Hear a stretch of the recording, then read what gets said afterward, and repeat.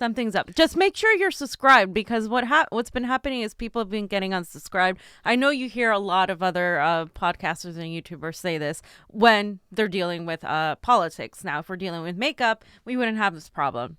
Or sports. Pasta in a makeup tutorial and me in a That's it. If I was doing my cooking, if I was doing all that stuff, forget about it. But when it comes to this, this is happening, and it's happening specifically, I know, because people send me pictures of like what happens when they try to click on the video and all of these things. So please make sure you're subscribed. Please go on the Convo couch, even if you are on the MCSC network. We are going down in subscribers, and it doesn't make any sense. Because we're getting more views and we're getting more out there. So it really isn't adding up. So YouTube is coming after us, which is why we also support Rockfin, a blockchain-based platform. So you guys can also check us out on there. Yes, and Frederick Murphy says YouTube has been doing that for a few years. Zero Hedge had an article about it too as well, how anybody who talked against the government, they started slowly suppressing us. Well, right now they got the knob turned completely, because we grew pretty big, and it was with your help, guys. Yeah. Saul, Karen, Jesus, JD, all you guys up there, Frederick, all our patron Anthony Reyes, Aurelius Prime, Allison Irvin. We're seeing people that we recognize over there, but they're unsubscribing us from our channel. Not only that, they're not hitting the bell and they're not letting people know. So please, right now, take the time, stop what you're doing, like, share, subscribe on our YouTube channel. Please help us out. And also, go to our Rockfin, ROKFIN.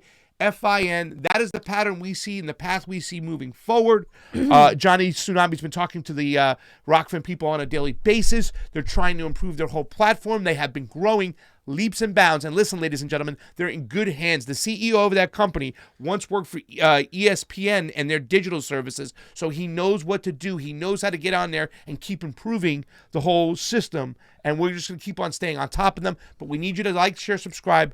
Going over now. Fam, let me check real quick, because I'm not seeing us come up over here. It should be up on MCSC. Where's it at? It should be now. It's not. There it is. Thank God. Wow. Guys, if you're on the MCSC network and you're watching our show, please go over to the Convo Couch YouTube, like, share, and subscribe. We just want to make sure you're subscribed. Or keep both up, as long as you're subscribed to our channel as well. We're losing subscribers. It's not making any sense. Okay. All right, let's get to it.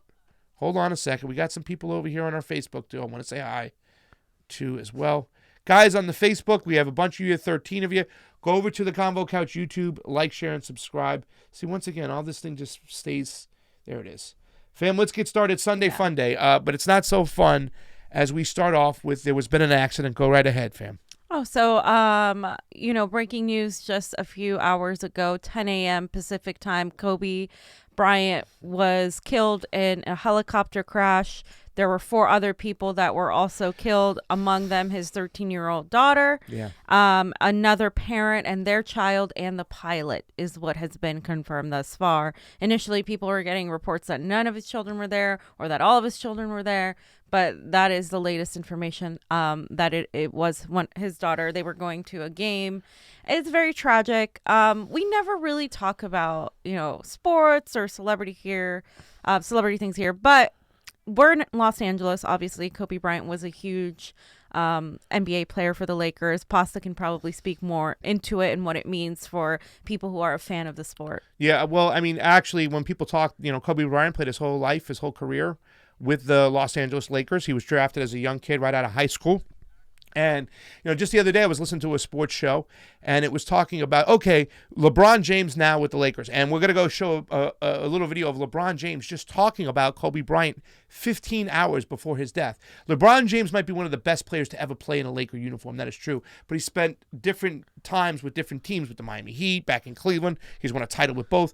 But a lot of people would say, and they just said this on the radio the other day, the best Laker of all time was Kobe Bryant. It comes down to Magic Johnson and maybe Kareem Abdul-Jabbar, but once again, Kareem Abdul-Jabbar spent some time in Milwaukee. But what Kobe Bryant meant to the Lakers was big. Here's LeBron James talking about Kobe Bryant. It was a dream come true for me to be able to line up alongside of him. Just admiring him for so many years, and seeing him from afar, and then being able to be in practices with him, and me watching and learning. So on. I mean, it's just too much. It's just too much. The story is just too much. It doesn't make sense. And just to make a long story short, now I'm here in the Lakers uniform in Philadelphia, where he's from, where one of the first time I ever met him, gave me his shoes, he won All-Star Week. It's surreal. It doesn't make no sense, but the universe just puts things in your life, and when you live in the right way, or you just giving everything to whatever you're doing, things happen organically, and it's not supposed to make sense, but it just happens. I'm happy to be in any conversation with Kobe Bean Bryant, one of the all-time greatest basketball players to ever play, one of the all-time greatest Lakers. The man got 2 jerseys hanging up in Staples Center. It's just crazy. Any irony for you as a pass first? So there it is. Wait, so this is before? This is 15 hours before. This was just like yesterday. Wow. He seems like he's almost like mourning already. He seems well, upset. He was celebrating because he just passed Kobe as the number 3 all-time shots. Is it? I didn't even see what it is. Once again, I don't pay crazy attention to it, like, you know what I'm saying, whatnot anymore. I'm moving away from sports because I know some people said on the thread they really don't care and stuff. But these people are big platforms. They have a big voice eventually, and we don't know eventually. I think that you know one of these players like a LeBron James can really bring a sense of what's going on overseas and how these shoes are made in sweatshops, and eventually bring maybe they can save a town by starting their own shoe company. So we don't know where these people are. I always wish a person like Kobe or LeBron could do that. But Kobe Bryant is dead at the age of 41. His daughter Gianna as well, in a helicopter crash, was also a basketball player too, is also dead, and that is just a sad thing for their families for today. So breaking news on now this was what we saw last night, fam. When you this to me, this just blew me away, and it said a lot too about what was going on. So there was a leaked. It was a video, but it's difficult to call it a video because the guy was pretty much putting the phone down the whole time. So Johnny went ahead and made a condensed version at 55 minutes where they start talking about Bernie Sanders and what happened. But this whole thing has been used by the mainstream media to talk about Russia, Ukraine, Donald Trump's impeachment trial. Yeah. And they completely ignored this part of the recording, understandably so, because it makes them look bad. It puts Hillary Clinton as somebody with no political instincts. It puts Hillary Clinton as somebody that had absolutely no intuition as to what she should have done, because a lot of people would have voted for a ticket with Clinton and Bernie in it. Even though she cheated him, a lot of people would have voted for it. So, Johnny, let me know when you're ready. So the original video that was posted, the guy released it on Twitter, the guy I mentioned, and then Mother Jones posted it on YouTube. Lev Partner's full video, Trump telling associates to get rid of Ambassador Marie Yovanovitch. Yeah. That's what it was. So here's the edited one that we did. Had she picked Bernie Sanders, it would have been tougher. It was the only one I didn't want her to pick.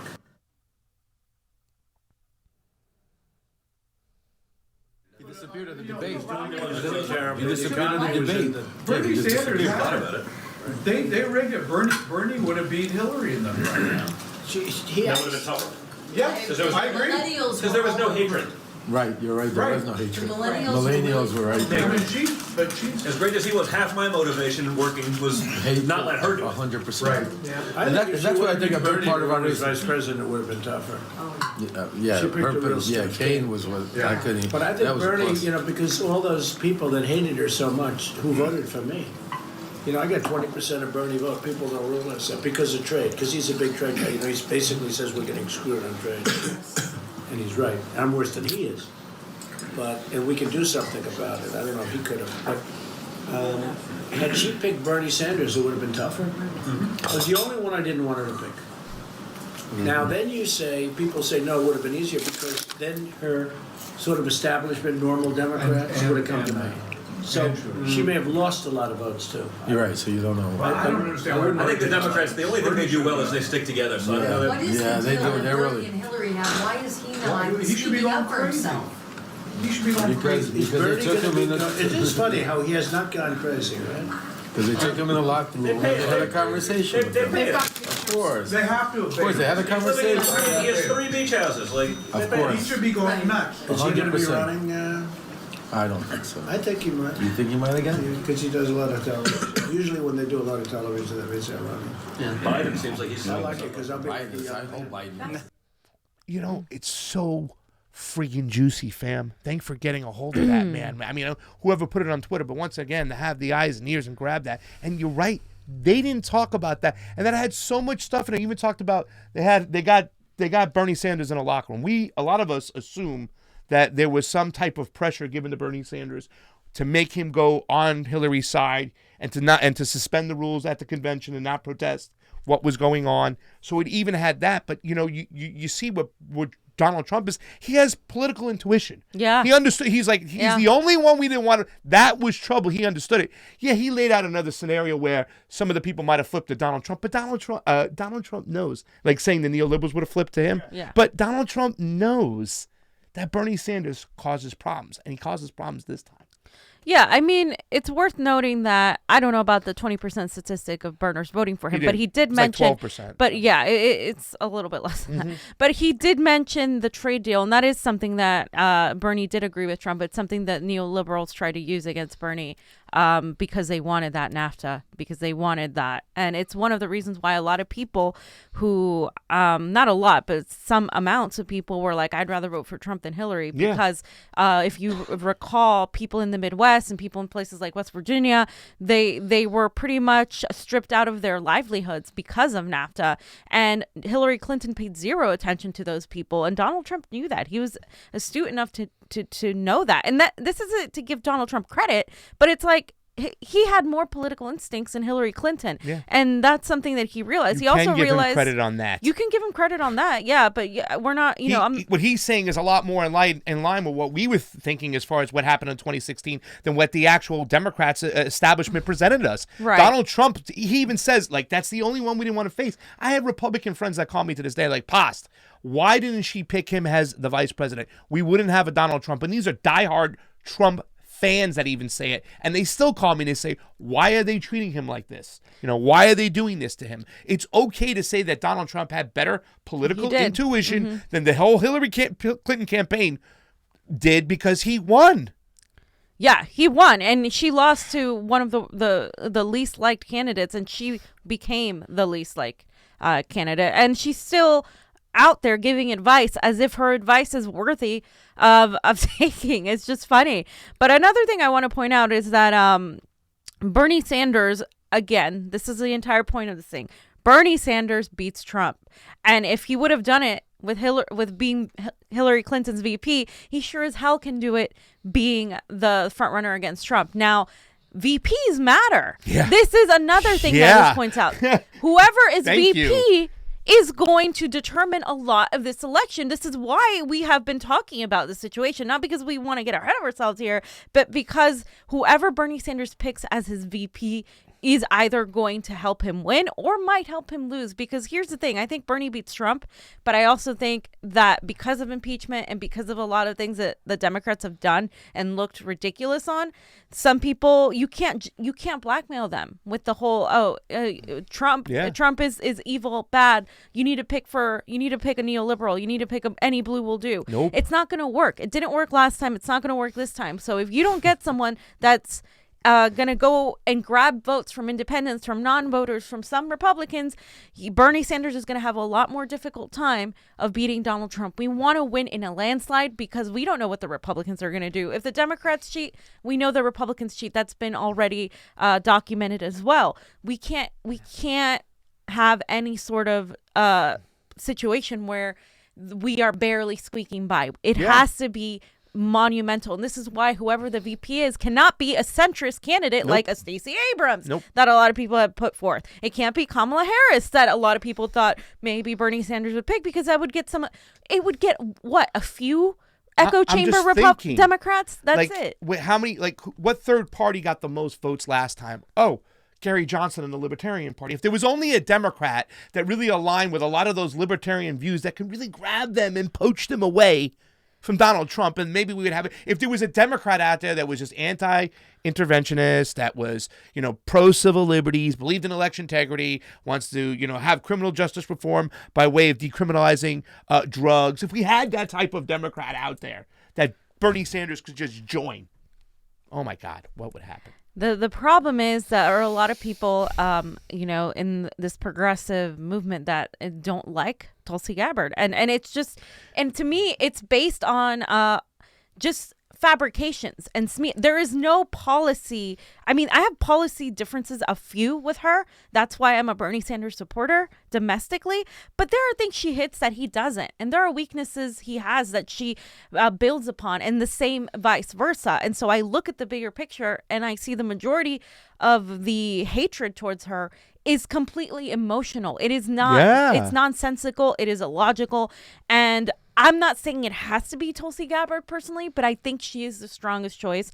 I like Nina Turner a lot. I have heard that she does not want the job. I have a video about all of this too coming, but I just want to say, like, I think she would be the strongest candidate. And I know I've said this on Ron's show, and Graham's, the political vigilante. We've constantly be talking about this. See, here's the thing: what we can't have is a vice president that would be detrimental to the ticket, which Elizabeth Warren would be, because any type of establishment connected person, and she was, and we're going to go into it and stuff like that. Once again, the Democratic Party does not want to change, as evidence of who they're picking for now. We're going to these committees right at this topic, but the fact is, you could put a Nina Turner there. She might not increase the ticket, but as long as you include a Tulsi Gabbard inside the administration, like a Secretary of State, Secretary of Defense, then that's a winning combination. And who knows if Tulsi even wants to be, VP? I mean, we don't know. We're just making assumptions. But what I'm saying is she would be database, like, logically the best candidate. And I think Nina Turner could get some votes in South Carolina. She's right there right now, talking to the African-American community and doing those things where, I mean, that is a place where Tulsi doesn't really have that pull yet. Yeah. But I think she has the pull in rural, the Midwest, and the South. So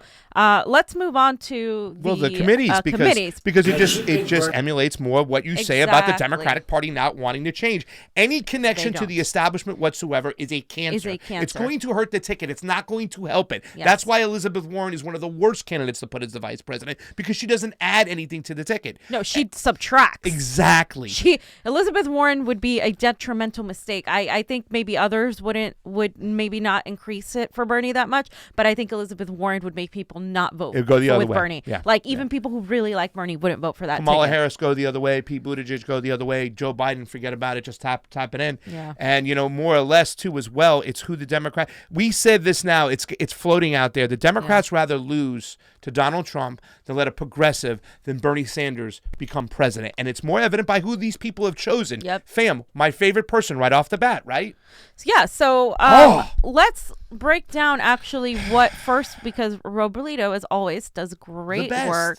I love this guy. And you guys can see the list here of the nominees. And I know for a fact that John Podesta was confirmed, and also one of the Cohen people, I believe, who it's actually a good thing. But Larry Cohen. Yeah. That's actually a good one. But the rest have been pretty bad. So here is the vice chair, Shafiel Dougal, who was on the National Finance Board for Hillary Clinton's 2016 campaign. Yeah, this is just on the thread below. There it goes. And this guy was also on the he's just a guy on the National Advisory Board of Inside Washington. So he's an insider, an establishment insider who has represented Hillary Clinton's campaign in 2016. The next one is Tonio Burgos. Bourgeois. Sorry, I couldn't. Tonio Bourgeois or Burgo, or however you say it. He was a Hillary donor in 2016 as well. He donated to the Hillary Victory Fund, which we know is extremely corrupt. In that thread, Robbie's thread. Yeah. The comment thread. My bad. Sorry. Elizabeth Bagley. Yeah. And then Jake Sullivan was Hillary Clinton's senior policy advisor. It's the same people. Let's see. The Platform Committee co-chair, Julia Chavez Rodriguez, was most recently Kamala Harris's national political co-director. There she is. And you can read about, here Robbie says, the Rules Committee, Barney Frank. We know Barney Frank. So I have some things on Barney Frank here in the folder. Johnny, so we're going to go after, we're going to go, wait. We're going to go to him in a minute, but let's start with Bakari Sellers too. So Bakari Sellers is an AIPAC funded guy that many of you know on Twitter. He goes on Twitter He's the constantly worst. attacking Bernie Sanders. Tulsi, too. Constantly go, oh yeah, he hates Tulsi. He was the one who dropped. I was the Russian one who said that he was the one to first break the news that she was a Russian on CNN. He's AIPAC funded. He was is. a Hillary/Kamala surrogate. He's an ex-CNN talking head. And here are some screenshots of what he's done. It says, Bakari Seller's service to AIPAC is a repudiation and perversion of SNCC's internationalist and humanitarian values. A prime duty of white people's or Zionist black surrogates is to act as torpedoes against troublesome black activists. Seller's assignment is to be counterpoint to anti-corporate and anti-imperialist critics of Israeli policy. Like Dr. Cornel West. One of Bernie Sanders' delegates on the platform committee. When CNN trotted Sellers out to defend Clinton's 1990s record of spreading racist hysteria against black male, quote, super predators, West admonished him to remember, quote, the legacy of your blessed father. Look at his example. He was not just fighting against racism. He was fighting against the class system as well. And said West. You can't do that as a Wall Street Democrat. And Cornel West has always been instrumental in calling out the hypocrisy of some in the black community that have continuously voted for neoliberals. Dude, did you see that? Did you ever see that video? It was terrible because Bakari Seller is such an asshole. He goes, I know I don't have as many degrees as you, Cornel. Like, he says that to Dr. Cornel West. I'm like, what a jerk off.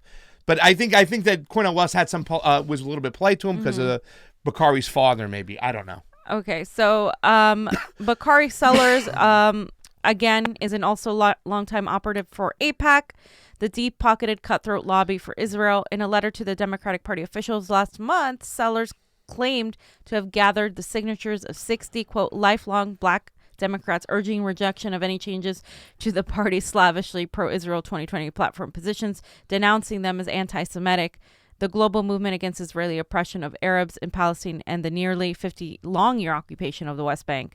Quote, since the last platform was approved, anti-Semitism has been on the rise and has taken a new form, the boycott, divestment, and sanctions movement known as BDS. So he is trying to paint BDS as pretty much anti-Semitic, and he's trying to, prop up AIPAC as protecting the Jews, and if you don't do that, blah, blah, blah, you're anti-Semitic. Another quote. And this last quote that we have asshole. here, he I don't says, have a problem.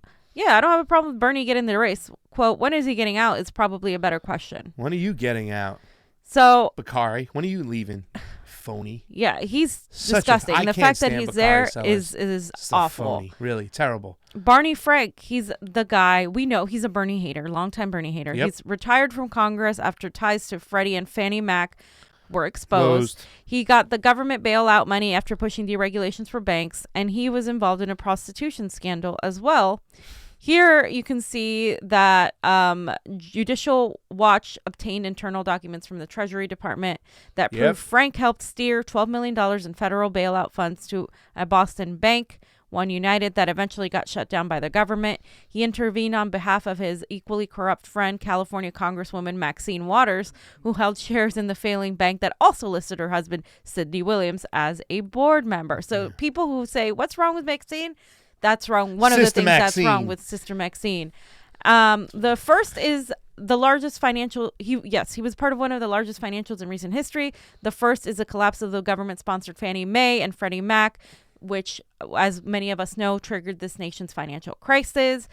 These documents had Frank, that was well aware of Fannie and Freddie were in deep trouble due to the corruption and incompetence, yet they did nothing to stop it. Again, one of these people that knew what was happening and pretty much looked the other way. Frank. Oh, bless us. Yeah, he just has a long history of speaking out against Bernie, hating Bill on Maher him. regular. I haven't seen him in a while. But the worst one of all of this. It is. John Podesta. They don't care. I mean, this John is just Podesta. laughable. And Pasa, you want to read this one here? Because this is I agree with that in principle. Where would you like to stick the knife in? Bernie needs to ground needs to be ground to a pulp. We can't start believing our own party primary bullshit. Crush him as hard as you can. Other than that, hope all is well, and congrats in Nevada.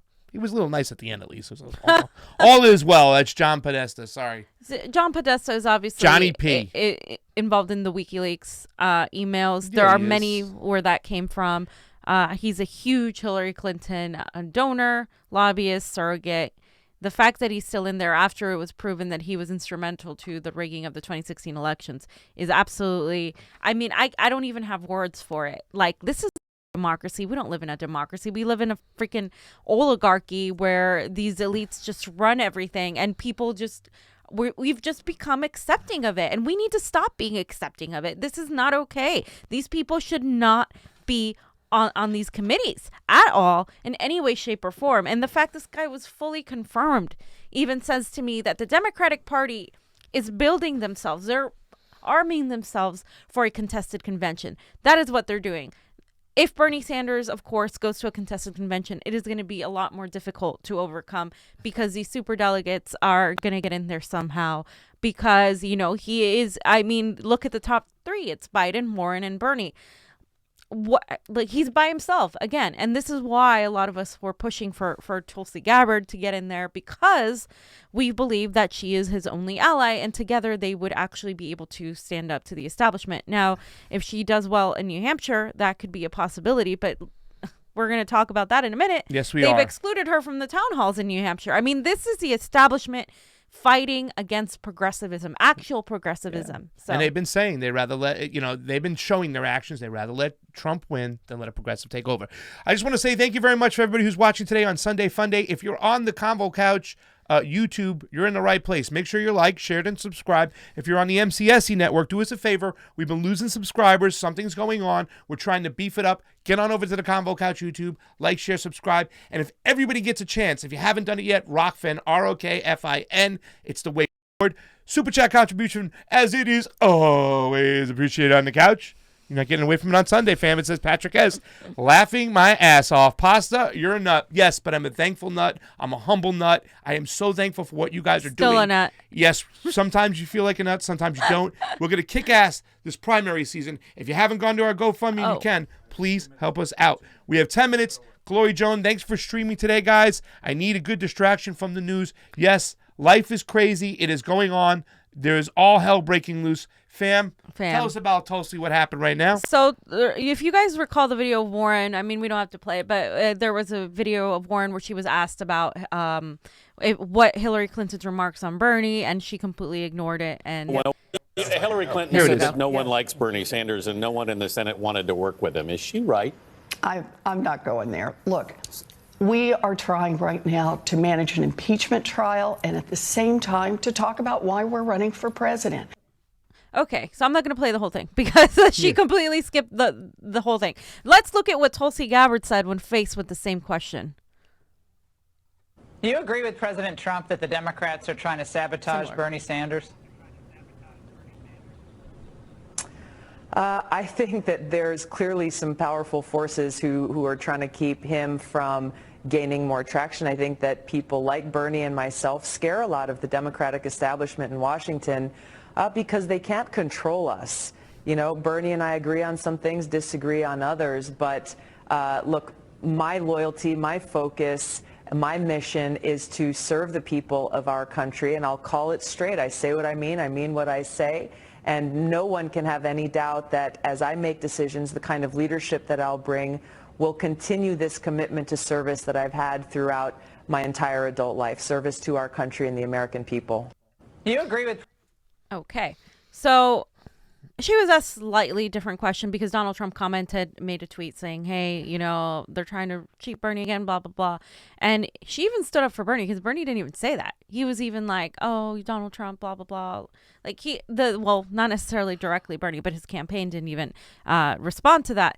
But she is saying there are forces, there are people there that are afraid of Bernie and I. She didn't just say her or him. She said both of them. And this is true. You can see this with how they're treating them. They're smearing him left and right as a sexist, as his base being like crazy Bernie bros. They're smearing her base as tool cells, as people who are, just Russian assets and all of these things. And those are the only two that the is attacking, which means those are the only two that are doing the right thing. So if you don't know that by now, I'm telling you that right now.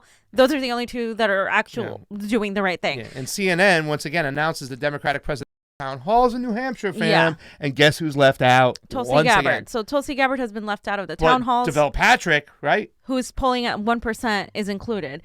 This is why, I mean, a lot of people were like, well, she's not even, no, she's top 5. She's actually probably higher than these polls say. Yes. Based on my friends who are there on the ground. I can't wait till we don't have to listen to these polls anymore, family. We can see actual results. Exactly. And we'll see what happens. We'll see what enough. happens. New Hampshire has pretty decent, filling up rooms. Yeah. Well, New Hampshire has pretty decent voting situation compared to the rest of us. But one thing I wanted to tell Tulsi Gabbard to do is to have a town hall herself on her own, or maybe partner up with someone in Fox. She does. And be able to do that and because have an opposition to what's going on. Yeah. No, I mean during the same time? Yeah, during the same time. See, that's is what good I'm saying. campaign advice. And I mean, that's, I just think I think a lot of people would benefit from that. And the Iowa polls show that Sanders is surging. It has Buttigieg, Biden second, Warren third, Klobuchar, Steyer fifth, and Yang Warren sixth. Warren falling. But once again, I'm done listening to these polls, watching these polls. I really think that they're unloading the chamber and trying to attack Bernie, because when it comes, Bernie's going to win, and he's going to win hard. It's what happens behind him, the momentum behind him. Who's going to go with Bernie and start getting more time, more popular from the people, and be able to join his campaign? Yeah, and I just want to say, hold on, and Sorry. I just want to say that the Times poll is significant because he's leading by 7%. So that's a huge margin, especially in Iowa. And if anybody else were leading, if Warren or Buttigieg or Biden were leading by that margin, you'd see it plastered everywhere. They're not talking about it. The other poll is the New Hampshire poll. That's another one where he's also leading. Again, this is the latest one. I think it came up this morning, and he is leading this poll as well. And you know what? The reality is that Bernie Sanders is also most favorable among millennials to this one, and Tulsi actually has a good favorability in that poll as well. Yeah. So Well, these are the area. two first states, two of the first primary states that are very important and people are going to be looking at. We're going to be in New Hampshire. But the Des Moines Register. But the Des Moines Register decided to register to endorse Warren. Well, at least they didn't do Wabasha together. Yeah, they just didn't did do Warren. But Warren is literally consistently polling in 4th place. So I mean, I really don't know what they're endorsing him. And in retrospect, all that's been happening is Bernie being smeared as a sexist, as a misogynist, that saying that he doesn't have female voters. This is all they just continue to harp on. They continued saying that the Joe Rogan endorsement is a mistake. They want to push him to apologize. He has not. And I think that would have been a huge mistake if he had. It would have just been awful. And the campaign just issued a full-on pretty much statement saying, this is from Brianne Joy Gray, the goal of our campaign is to build a multiracial, multi-generational movement that is large enough to defeat Donald Trump and the powerful special interests whose greed and corruption is the root cause of the outrageous inequality in America. Sharing that big tent requires including those who do not share every one of our beliefs, while always making clear that we will never compromise our values. The truth is, by standing together, it's solidarity. We share the values of love. In solidarity, we share the values of love and respect that will move us in the direction of a more humane, more equal world. So that's, and here's a meme that I just wanted to show you guys, because the neoliberals are pearl clutching over Joe Rogan, but they're fine with us, unifying with warmongers. And, that's cool. But when it comes to Joe Rogan, a guy who may have views I disagree with when it comes to trans people, when it comes to certain things that I don't agree with, he has never voted Republican in his goddamn life, and somehow he's a right-wing nationalist. For Jerry Johnson. But because he did his show. So anyway, I know we have to get going. No, but that's the last subject we're going to do today, because we can't get into these other subjects. There's just too much information. There's too much nuance going on to talk about it. So we'll kick into the road. Right now, we got to wrap up the show. We have other appointments, other events going on, but I want to say thank you to everybody who's watching on the Facebook and on the MCSC network on YouTube. If you're not subscribed to the Convo Couch, please help us out. We are losing subscribers. Something is going on. Mm-hmm. I hate to quote Donald Trump. Something is going on over there, but simple language. Something is going on. We are moving backwards. So we need your help.